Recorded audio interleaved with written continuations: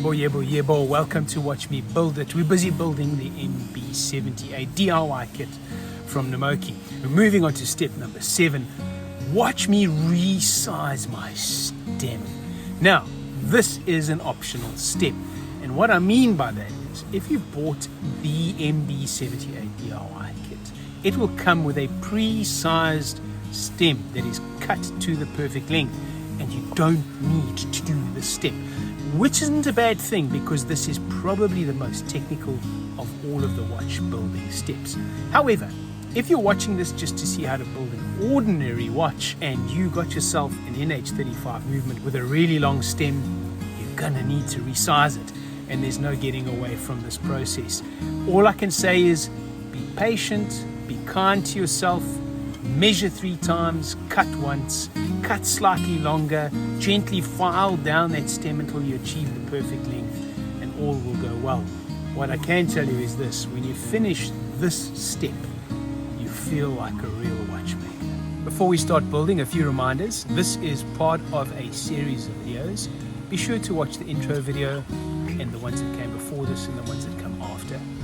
Be sure to click on the link below to go and buy your own MB78 kit and use the affiliate link to the Namoki store to get to their store, and then use this code here to enjoy an exclusive discount on this kit. You can only enjoy this discount using the Watch Me Build It code. Finally, don't forget to click like and subscribe. But more than anything, let's do this step.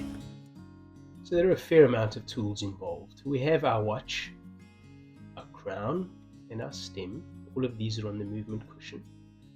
We have the verniers, piece of paper, a pen, the spring bar tool, diamond file, some Loctite, the side cutters, long nose pliers, pin vise, and tweezers. Here's how we do this. I make a sketch that looks like this. The X represents the length of the piece that needs to be cut off.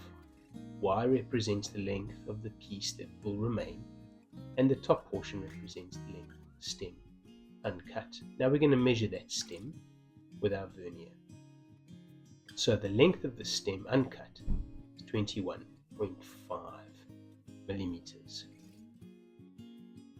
That's our first number sorted out. Now we want to see how long is the piece we're going to cut off. And this is how we do it. Screw the crown onto the stem. Do it carefully. It goes on easily enough when the stem is uncut. Screw it on tight. We then insert it into the watch. Make sure it's inserted by checking the wind. When it winds the movement, you know it's inserted. You can also pull it out to see if it gets into second and third position. Now we measure this distance from the edge of the crown to just on the inside of the crown tube. There we go. From the inner flat surface of the crown and just over the edge of that crown tube, 6.9 millimeters. That is our X dimension. That's how long the piece is that we need to remove. A little bit of mathematics over here. How is your grade school maths? Right. We're looking for 14.6. That is our golden number. That is the length of the piece of stem that needs to remain. Now what I do is this. I make a full 1:1 scale sketch of the length of the stem. I adjust my vernier to 14.6. I set it so that the face of the vernier is on the inside edge of my mark, and I make another mark where the inside edge is on the face of the vernier on the opposite side. So the white space between the lines is 14.6 millimeters long. I make arrows just to help myself remember that I'm measuring the white space. It doesn't include the black line. We'll come back over to our watch. We press on the detents and release the stem. We use our pliers to hold onto the stem so we can unscrew the crown. This is all to obviously get the stem ready for measuring and cutting. Then we place the stem between these two black lines. Remember, it's the white space. I bring in my marker and I make a mark that lines up with the black line. Remember, we want to cut it on the inside edge of that black mark.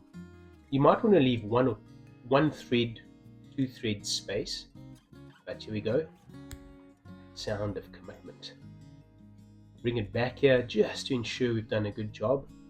And as we zoom in, you're going to see I've got like 2 threads that I need to file away in order to achieve the size. You want to be in that position where you're filing it to make it shorter, because if you've cut it too short, you're going to need a new stem.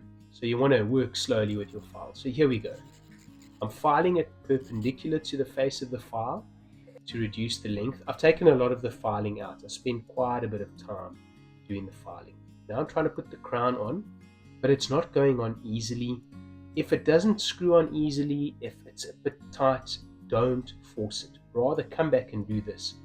Hold the stem at an angle to the file and rotate as you file to get a smoother edge.